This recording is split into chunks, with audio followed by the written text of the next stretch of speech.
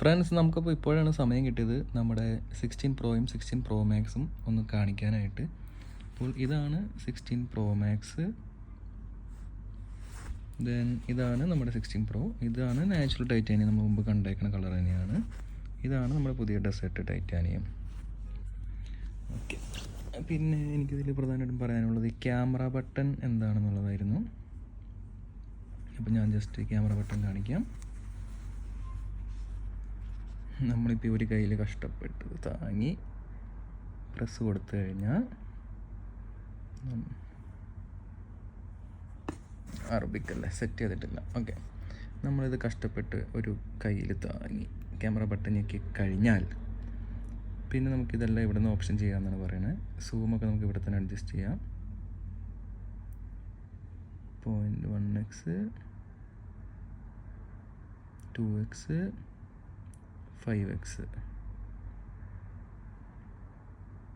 പിന്നെ നമ്മളത് ഞെക്കിക്കഴിഞ്ഞാൽ പിന്നെ ക്യാമറാസ് എടുക്കാം.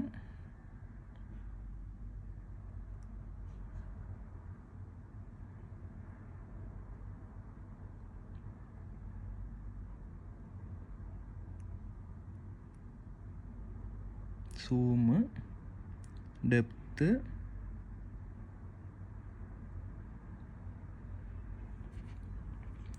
പിന്നെ ഏതുള്ള സ്റ്റൈല്, ടോണ്. അപ്പോൾ എൻ്റെ ചോദ്യം ഇതല്ല, ഇതിപ്പോൾ ഈ ക്യാമറ ബട്ടൺ ഞെക്കി എടുക്കണ സമയം കൊണ്ട് നമുക്കിപ്പോൾ നോർമലി നമ്മൾ മുമ്പ് ഉപയോഗിക്കണ പോലെ നമ്മളിത് എടുക്കുന്നു, 1x 2x 5x സൂമിങ് ഇവിടെ ചെയ്യുന്നു. ഇനി അല്ലാണ്ട് സൂം ചെയ്യണമെങ്കിൽ നമുക്ക് ഇങ്ങനെ സൂം ചെയ്യാം. ഓക്കെ,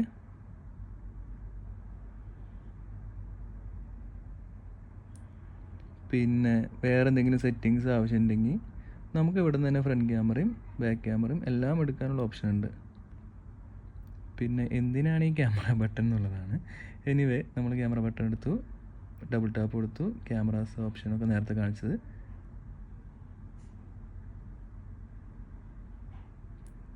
ഓക്കെ, അപ്പോൾ എൻ്റെ അഭിപ്രായത്തിൽ ക്യാമറ ബട്ടൺ ഇല്ലെങ്കിൽ എല്ലാ കാര്യം മുമ്പ് ചെയ്തിരുന്ന പോലെ ഇവിടെ നിന്ന് തന്നെ ചെയ്യാൻ പറ്റും എന്നുള്ളതാണ്.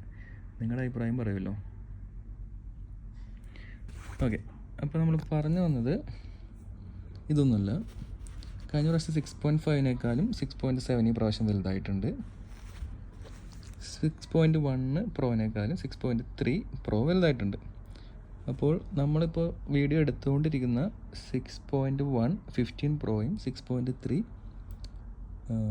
16 പ്രോയും തമ്മിലുള്ള ഡിഫറൻസാണ് നമ്മൾ പറയാൻ ഉദ്ദേശിക്കുന്നത്.